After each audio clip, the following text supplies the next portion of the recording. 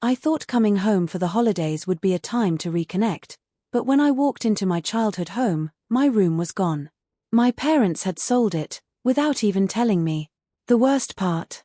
They kept my sister's room exactly the same. That was when I realized the betrayal ran deeper than I thought. My name is Sandra, and I had been looking forward to this holiday for so long. University had drained me, and all I wanted was to come home, relax in my room, and escape the stress for a while.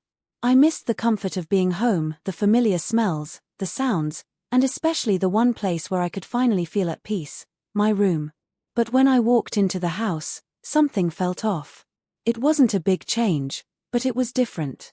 The house was quieter, the energy seemed absent. I couldn't quite put my finger on it, but I dismissed it. Maybe it was just me.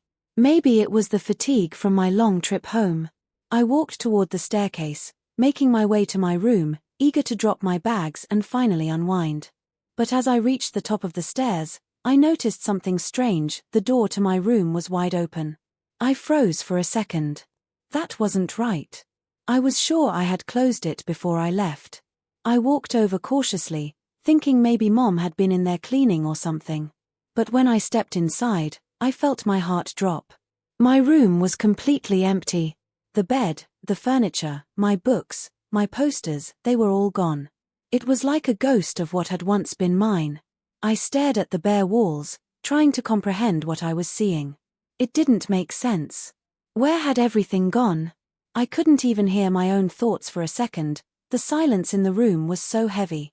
"Mom!" I called out, my voice shaking slightly as I walked downstairs. I found her sitting at the kitchen table, casually sipping her coffee like everything was normal. I couldn't hold back the confusion in my voice. "What happened to my room?" She looked up at me, her expression unreadable, almost too calm. "Oh, we sold it. We needed the space for Amanda's things." I felt my stomach twist. "Sold it?" I took a step back, trying to process her words. "Sold it," I repeated, my voice trembling now. "You sold my room?" She nodded, unfazed. "We didn't think you'd mind, Sandra. You're off at university, and Amanda could really use the space for her stuff." I could feel the rage building inside me. My heart was pounding, and for a moment, I couldn't even think straight. My room was gone. My sanctuary, my space, the place that had been mine for as long as I could remember, was taken without even consulting me. I opened my mouth, but the words stuck in my throat. "You didn't even ask me. You didn't think maybe I'd want to keep my room. You sold everything, without even telling me." She sighed, rolling her eyes slightly. "Sandra, you're hardly here. We thought it made sense to make better use of the space. You're out of the house now." I couldn't breathe. I felt like I was suffocating. "And Amanda's room is the same, isn't it?" I asked, trying to keep the bitterness out of my voice, but failing. Mom didn't even flinch. "Well, Amanda's staying with us full-time now. She needs it." That was it. That was the moment it hit me. My room, my space, had been replaced. And not only that, but my sister Amanda's room was untouched, like she was the one who mattered. I couldn't stop the tears from welling up. The pain of being invisible, of being constantly overshadowed by Amanda, hit me all at once. My whole life, I had worked to make my parents proud, to follow the rules, to be the good daughter. And yet, when it came down to it, I was the one who was pushed aside. "Why didn't you ask me?" I asked again, barely above a whisper. She looked at me with a confused expression, as if she couldn't understand why I was making such a big deal out of it. "Because you're busy, Sandra. You're at university. You're not even here." I wanted to scream, but I didn't. Instead, I just stood there, feeling like the last piece of my childhood had been stolen from me. I wasn't just upset about the room, it was everything. All the years I'd spent trying to be the one my parents could rely on, trying to be the perfect daughter. And for what? So they could make room for Amanda's needs while I was left in the cold? I turned to leave, my heart heavy with betrayal. "I can't believe this," I muttered, walking back upstairs. My feet felt like they were made of lead. I wanted to slam my door, scream, throw something, anything to release the anger that had been building inside me. But instead, I just sat down on the floor, feeling more alone than ever. I had always tried to put others first, always tried to fit into the family's expectations, but this was different. This wasn't just about the room. It was about how I'd been treated my whole life, how my needs had always come second. And that's when I realized, this wasn't just about a room. It was about finally taking a stand for myself, finally saying enough is enough. I wasn't going to let them continue to push me aside. Not anymore. I spent the entire night trying to process what had happened. I kept replaying my mom's words in my head, "You're hardly here, Sandra." We thought it made sense to make better use of the space. The anger that had been building inside me didn't let up. It was like I couldn't breathe, couldn't think straight. My childhood room, my space, was gone, and I was left with nothing but a cold, empty house. The next morning, I decided I couldn't let this go. I needed answers. I needed to make my parents see how much this hurt, how much I had given to this family and how little it seemed to matter. I found my mom in the kitchen, sipping her coffee like everything was fine. She smiled when she saw me, but I could see the discomfort in her eyes. She knew this wasn't over. I wasn't going to just accept her explanation and move on. Not this time. "Mom, we need to talk," I said, my voice calm but firm. Her face shifted slightly, and she set her cup down. "What's on your mind, Sandra?" I crossed my arms, trying to steady my nerves. "You sold my room." Her eyes flickered, and she opened her mouth to speak, but I cut her off. "Don't try to defend it, Mom. I get that Amanda needed the space, but that doesn't make what you did okay. I've been working my whole life for a future, and now it feels like it doesn't even matter to you." She sighed, a deep, exasperated sigh. "Sandra, you know how things are. Amanda's been struggling, and she's still living here. You're away at university. You're not even here most of the time. We thought it made sense." I shook my head, my stomach twisting. "I don't care if I'm away. It was my room, Mom. You didn't even ask me. You didn't even give me the chance to have a say in it." She stood up and walked over to the counter, clearly avoiding eye contact. "It's just a room, Sandra. We needed the space. Amanda's going through a rough time. Why does she always get everything?" I asked, my voice starting to crack. "You always put her first. Everything revolves around Amanda, and I'm just here to pick up the pieces. I've spent my whole life trying to make you proud, trying to be the perfect daughter. But I can't keep doing this, Mom." She turned to face me, her expression softening a little. "I don't understand why you're making such a big deal out of this. Amanda needed the space, and you're not even here. I've been gone, but that doesn't mean you get to take everything away from me," I yelled, the frustration and pain I'd been holding back spilling over. "It's not just about a room. It's about the way you treat me. You never see me. You never hear me." My voice broke, and I could feel the tears starting to come. But I wasn't going to let them fall. Not yet. I had to keep my composure. She looked down at the floor, almost guilty, but there was no apology in her eyes. "Sandra, I'm sorry you feel this way. But you have to understand, we didn't mean to hurt you." I didn't know how to respond. Her words felt empty, like she was brushing my feelings aside, hoping I would just move on. But I couldn't. I couldn't just pretend everything was fine when it wasn't. "Mom, I'm not going to keep letting you do this to me. You can't keep ignoring how I feel just because you don't want to deal with it." "I'm not ignoring you," she said, her voice growing quieter. "But sometimes I think you make a bigger deal out of things than they are." I stared at her, my heart sinking. This was the problem. I had spent my whole life trying to get their attention, trying to prove I was worth their love, but it never seemed to be enough. No matter how hard I worked, how much I did, it was always Amanda who came first. "I'm done," I said, my voice low but steady. "I'm done being the one who's invisible. I'm done trying to make everyone happy while I'm ignored. I'm leaving, Mom. I'm going to figure this out on my own." She didn't say anything as I walked out of the kitchen, but I could feel the weight of her silence. It felt like everything between us had shifted. I wasn't just the daughter anymore. I wasn't just the one who had to follow the rules, stay in the background, and wait for approval. As I walked back to my room, I realized something. This wasn't just about a room. It was about me finding my voice. For the first time in years, I wasn't going to hide anymore. I wasn't going to let them dictate my worth. I had a right to be heard. And I was going to make them listen. I spent the next few days trying to process everything. I kept wondering why my family didn't get it, why they didn't understand how deeply I had been hurt. I couldn't stop replaying the conversation with my mom in my head. It's just a room, Sandra. We needed the space. I wasn't mad about a room. I was mad about being invisible.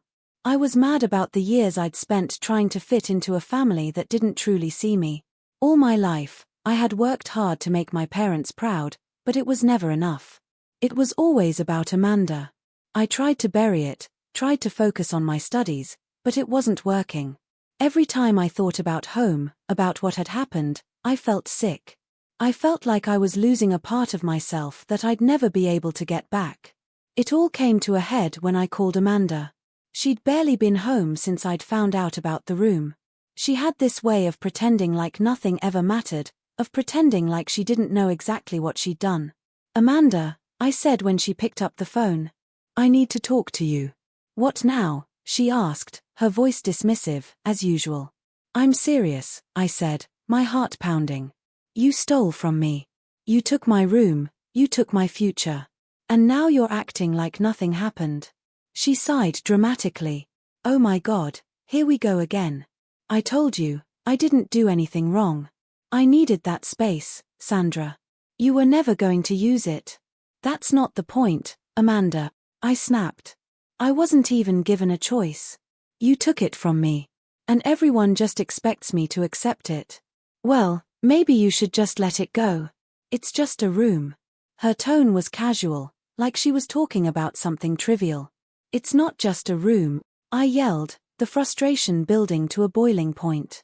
"It's everything, Amanda. It's the last shred of something that was mine, something I could hold on to. And you just took it. Just like everything else." "Jesus, Sandra, calm down. I didn't ask for your stupid room." Her voice dripped with sarcasm. "You're acting like I killed someone. I don't care if it's just a room to you." I shot back, my breath coming faster. "You don't get to make decisions for me. You don't get to walk all over me just because you think your needs are more important than mine." There was a long silence. I could hear her breathing, but she didn't say anything. I thought for a second she might apologize, or at least try to explain herself, but nothing came. "Fine, I guess you can keep acting like this is all my fault," I said, my voice quieter now. "I'm done. I don't even know why I'm trying anymore." Before she could respond, I hung up. I stood there, staring at the phone, feeling the weight of everything crash down on me. For the first time in my life, I felt like I didn't belong. Not in my family, not in this house. I didn't belong anywhere. But something inside me snapped. I wasn't going to keep being the victim. I wasn't going to let Amanda keep walking all over me. I wasn't going to let my family make excuses for her anymore. I had given enough of myself to them, and it had never been enough. I felt the anger rise up in me, but this time, it wasn't just anger. It was determination. I wasn't going to let them keep hurting me. I wasn't going to let my dreams be stolen again. I needed to take control of my life. I needed to fight for myself. I marched into my mom's room, not even caring if she was there or not. She looked up from her book, her eyes widening as she saw the fire in my eyes.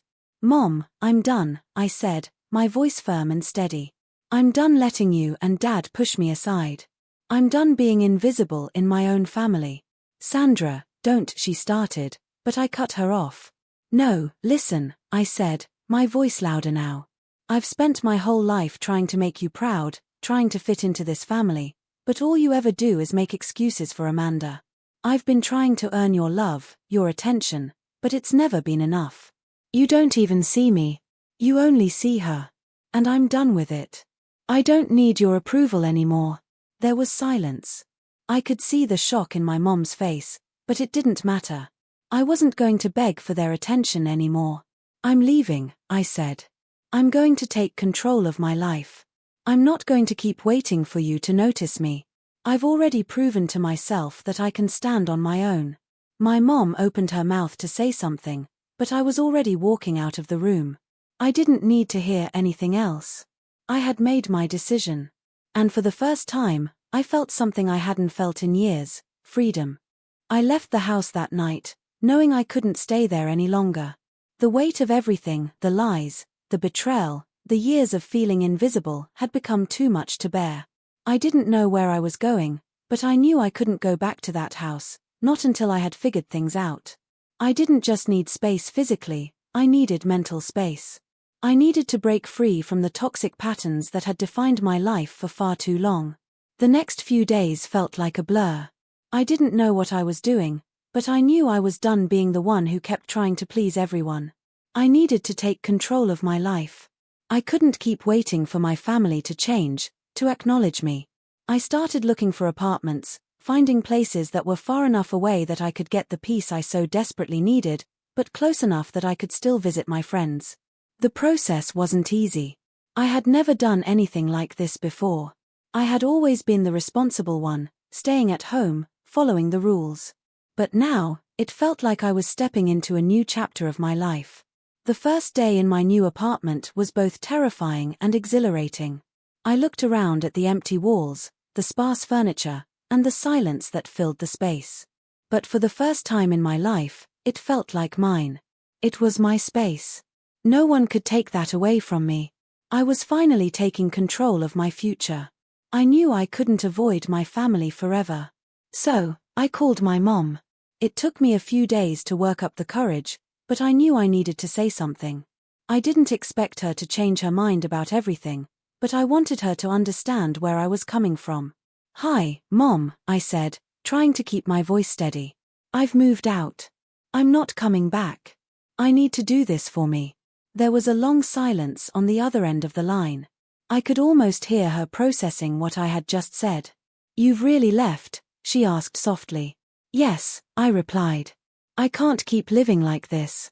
I can't keep waiting for you and Dad to see me, to see my worth. I have to be my own person, Mom. I'm tired of being compared to Amanda. I'm tired of being pushed aside. I can't do it anymore." "I'm sorry, Sandra," she said, her voice small. "I didn't realize how much I hurt you. I thought I was doing what was best. I never meant to make you feel like this." I could feel the anger rising again, but I fought it back. I didn't need to lash out at her anymore. I needed closure. I needed to say what I had to say and move forward. "I know you didn't, Mom," I said, my voice breaking slightly. "But I can't keep sacrificing myself for everyone else. I need to put myself first for once. I need to take control of my life." There was a pause. Then she said, "I understand, Sandra. I really do. I hope you'll forgive me. I hope you'll come back soon." I shook my head, even though she couldn't see me.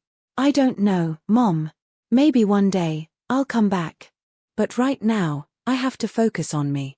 I have to find out who I am without all of you." The conversation ended, but the relief I felt was immense. I hadn't expected an apology, but hearing her acknowledge my pain felt like a weight had been lifted. I wasn't doing this for anyone else but myself. And that felt empowering. The days turned into weeks, and I felt myself growing stronger with every decision I made. I focused on my studies, worked part-time, and started making new friends. I was building the life I wanted, not the life my family had planned for me. The more I got to know myself, the more I realized how much I had been hiding before, hiding behind my family's expectations, behind their approval. I had spent so long trying to prove myself to them that I'd forgotten how to prove myself to me. One evening, as I sat on my couch, scrolling through my notes, I realized how far I had come. I had done it. I had left the toxic environment, taken control of my future, and created a space where I was free to be me. And for the first time in a long time, I felt proud of myself. I wasn't living for anyone else anymore. I was living for me. And that was everything.